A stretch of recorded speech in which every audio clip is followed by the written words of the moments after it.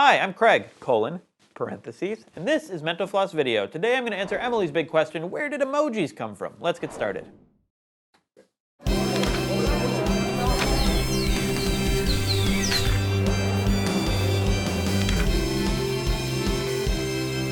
Let's start by talking about emoticons, because they were the predecessors to emojis. In an 1881 issue of Puck magazine, there was the first known intentional example of expressive faces made out of punctuation.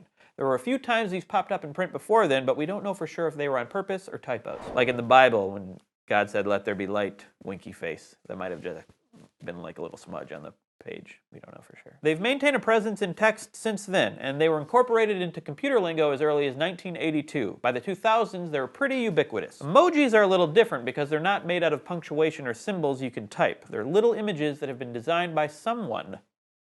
We don't know who, someone. And they first gained popularity in Japan. In fact, the E in emoji can be translated to image, and moji means character in Japanese. Image character.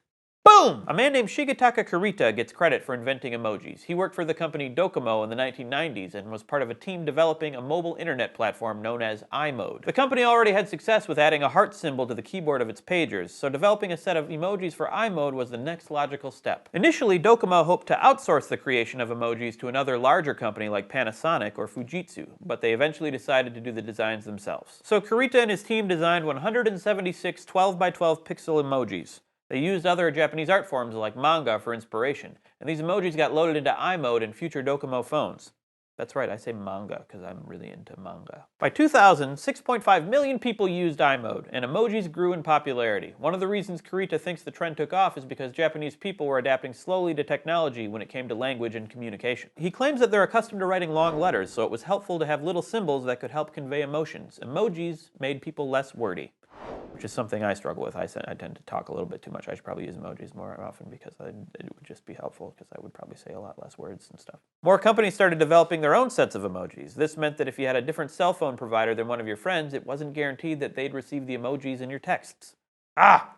That's why I don't have friends. Or sometimes the emojis would show up as the wrong ones. In 2007, there was a turning point when Google decided to add emojis. They teamed up with a company to coordinate code points. These are what make it possible for emojis to appear the same regardless of platform or device. Nowadays, the company Unicode Consortium is responsible for the code points of the emojis we all use on our phones and Twitter. The Unicode Consortium basically dictates the keyboard rules for every major company: Apple, Microsoft, Google, Mental Floss.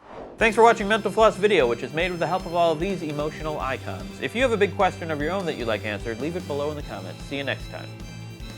I wish I was an emoticon, or emoji. What is it? What's the difference?